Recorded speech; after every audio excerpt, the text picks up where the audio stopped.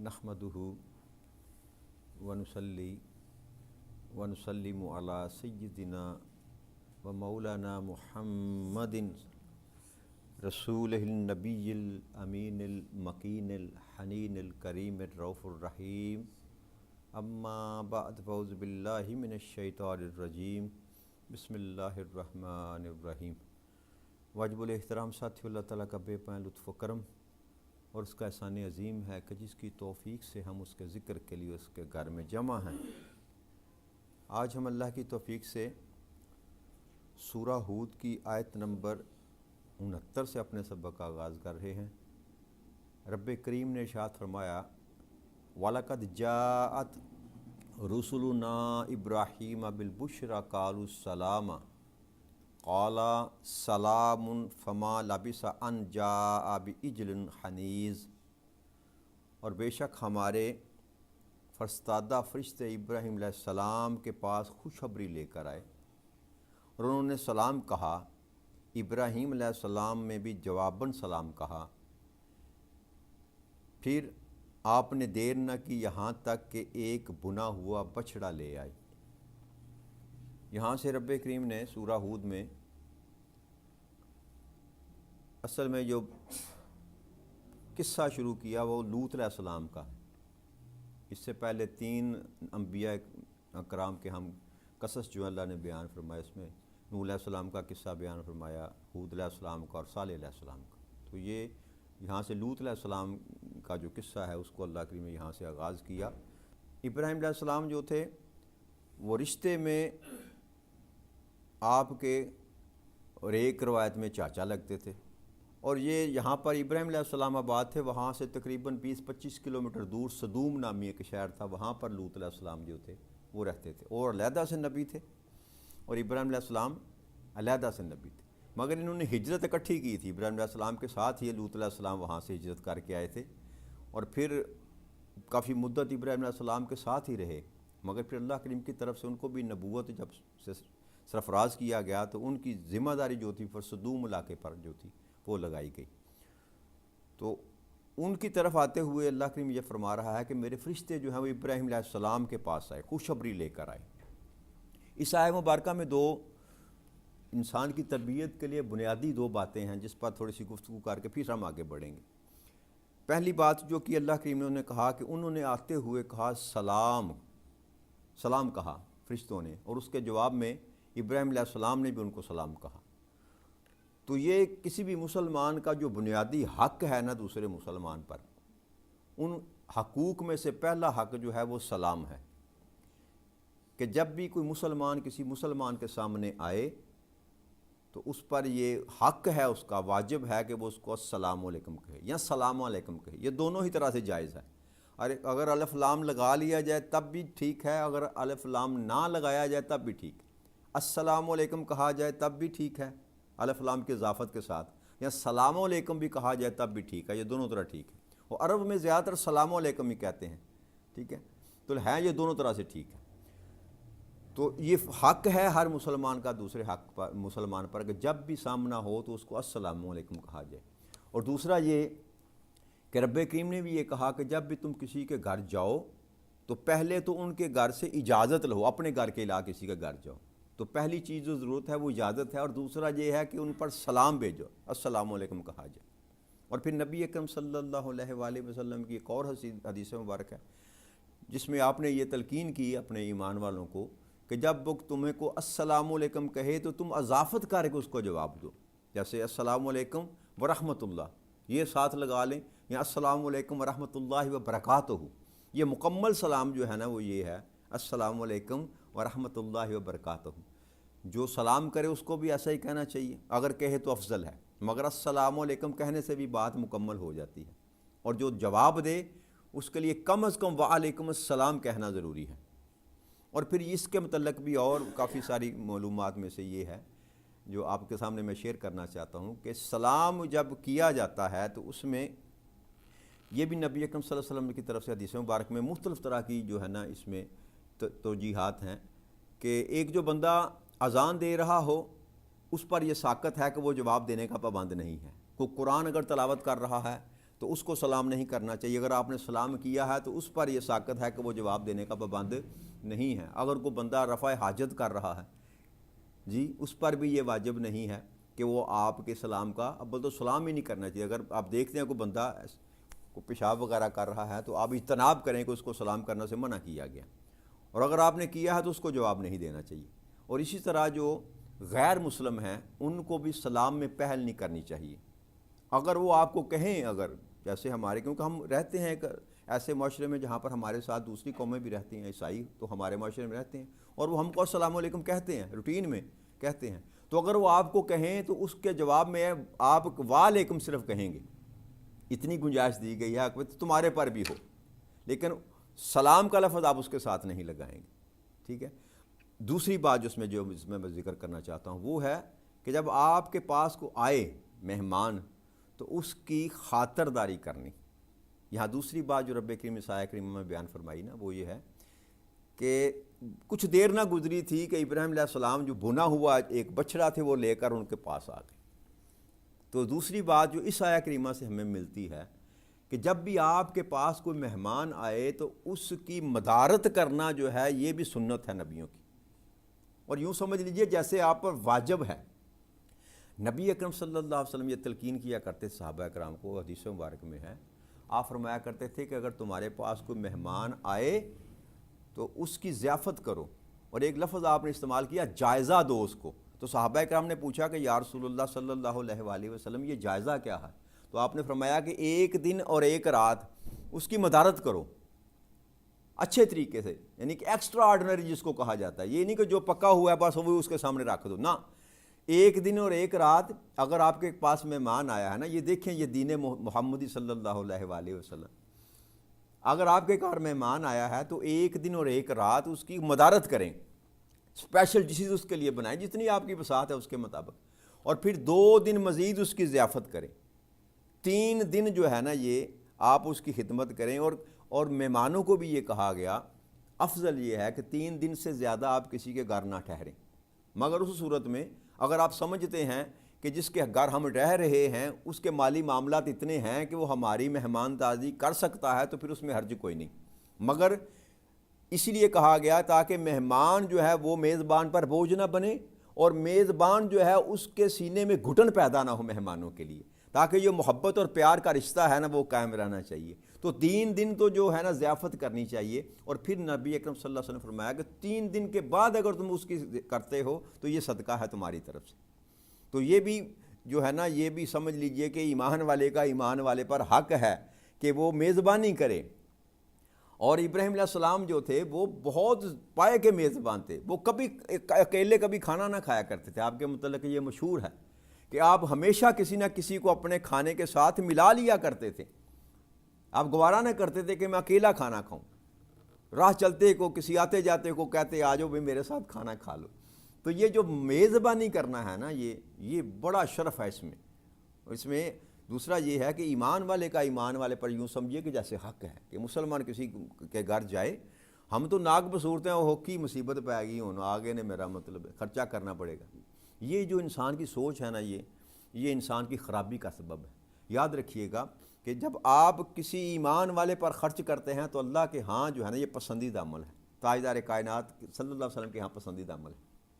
اور اس کے بدلے میں رب آپ کو عطا کرتا ہے۔ یہ نہ سمجھیے کہ آپ کھلا رہے ہیں اس کو، آپ پلا رہے ہیں اس کو، وہی ان کو کھلا پلا رہا ہے جو آپ کو کھلاتا اور پلاتا ہے۔ لہٰذا دل تنگ نہیں کرنے چاہیے، جس دین کے ہم ماننے والے ہیں اس دین نے تو سکھایا ہی ہے۔ اب جب نبی اکرم صلی اللہ علیہ وآلہ وسلم یہ تلقین کر رہے ہیں نا کہ اس کی ضیافت کرو اور اس کی مدارت کرو، تو پھر یہ سمجھ لیجئے کہ یہ دین کا حصہ ہے، مہمان نوازی کرنا یہ دین کا حصہ ہے، لہذا اس کو بھی ہلکا نہیں لینا چاہیے، خوش ہونا چاہیے۔ ہمارے تو پہل تو مشہور تھا، اب تو تھوڑی گھٹن پیدا ہوگی نا ہمارے معاشرے میں، کچھ مادہ پرستی آ گئی، کچھ مالی پریشانیاں آ گئی، تو ہم بوجھ سمجھتے ہیں کہ مہمان آ جائے نا تو یار کیا کریں اب۔ پہلے ہم کہتے تھے کہ مہمان جو ہوتا ہے وہ اللہ کی رحمت ہوتا ہے، ہم تو بچپن سے یہ سنتے آ گئے کہ جو مہمان ہوتا ہے وہ اللہ کی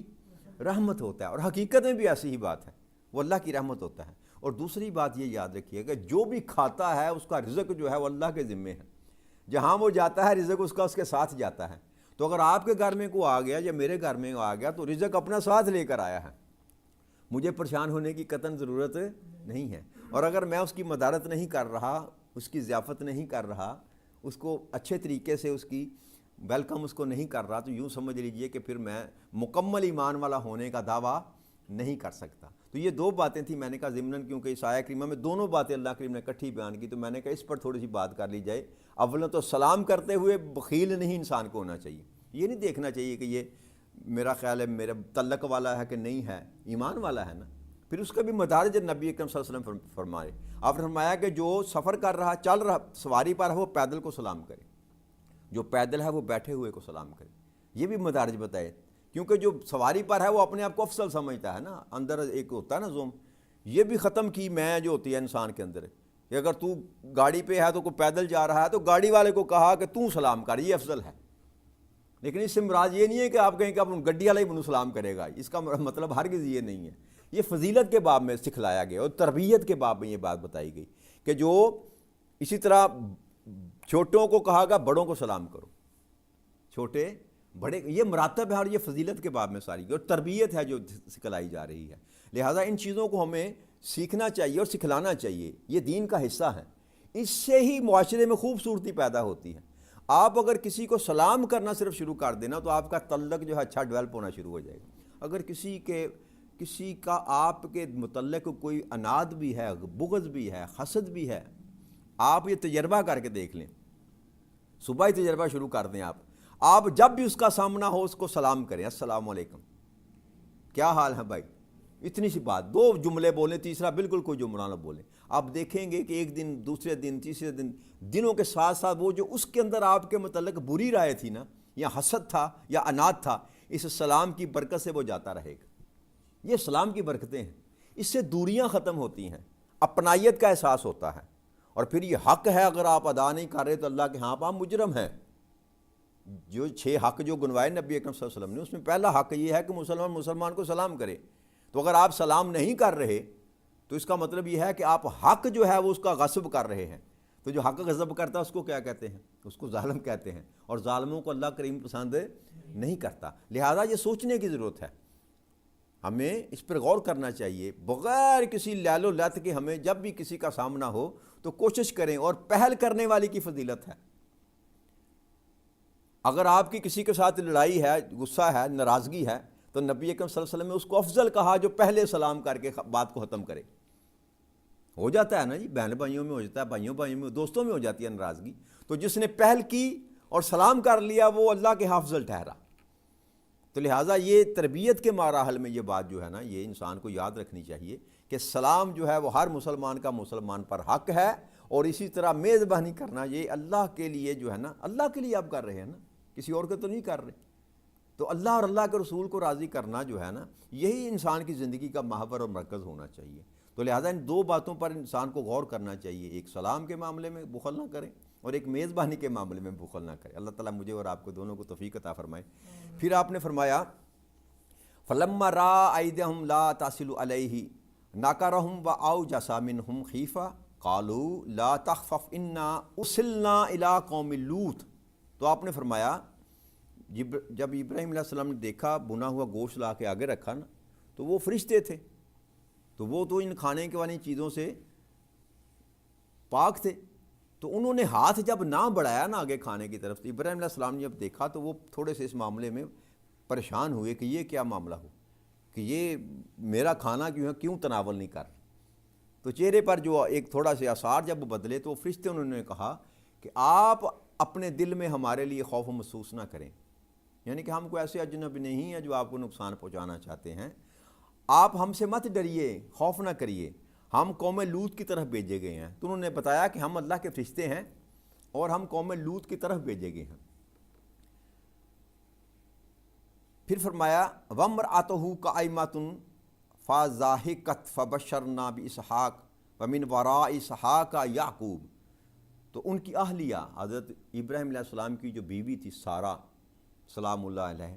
وہ بھی کھڑی تھی کمرے کے ساتھ نا، دروازے میں یا پردے کے پیچھے، اور ابراہیم علیہ السلام جو تھے وہ فرشتوں کے پاس بیٹھے ہوئے گفتگو کر رہے تھے۔ تو انہوں نے یہ مکالمہ سنا،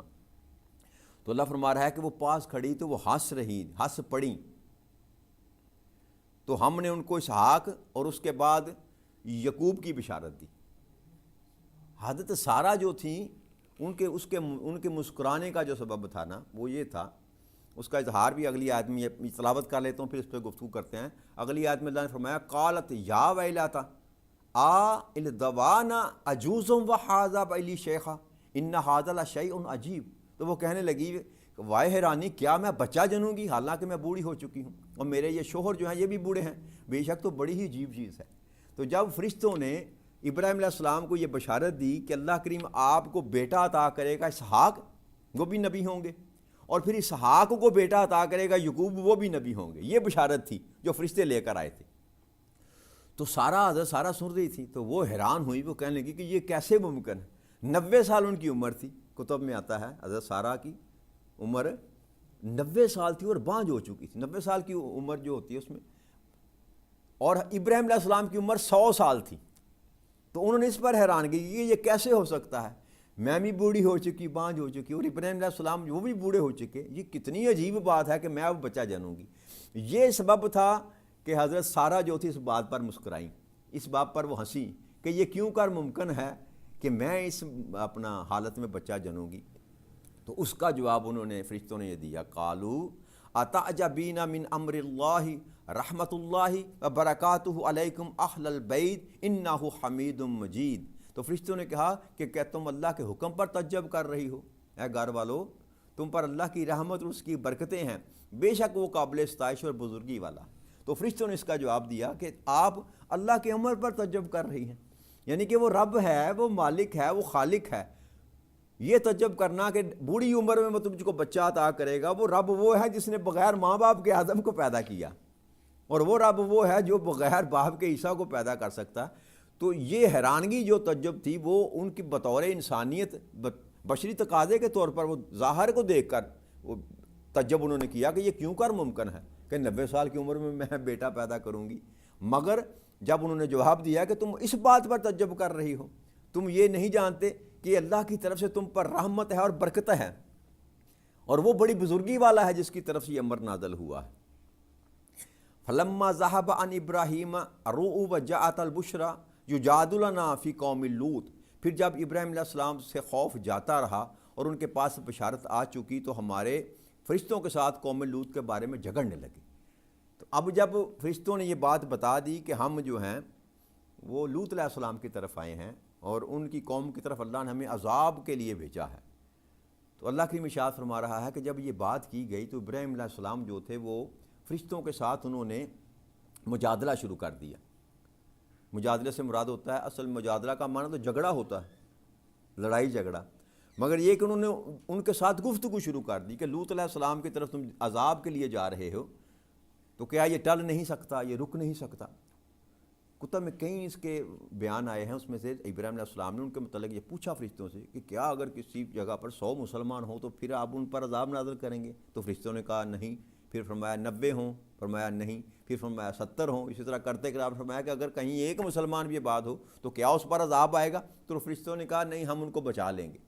تو ابراہیم علیہ السلام کا جو یہ کہنا تھا نا، جو کرنا تھا ان کے ساتھ جو گفتگو کرنی تھی، وہ اس سبب سے تھی کہ وہ چاہتے تھے کہ اگر اللہ چاہے تو ان سے یہ عذاب جو ہے وہ ٹال جائے، ٹھیک ہے۔ اس کی آگے اللہ کریم نے اسی آیت کے آگے خود ہی رب کریم اس کی وجہ بیان کر دی کہ ابراہیم علیہ السلام یہ کیوں مجادلہ کر رہے تھے فرشتوں کے ساتھ۔ فرمایا انہ ابراہیم لحیم و آوہ منیب۔ ابراہیم علیہ السلام جو بڑے حلیم طبیعت کے مالک تھے اور آہوزاری کرنے والے اور ہماری طرف رجوع کرنے والے، یعنی کہ بڑی حلیم طبع کے، ان کو غصہ نہیں آتا تھا،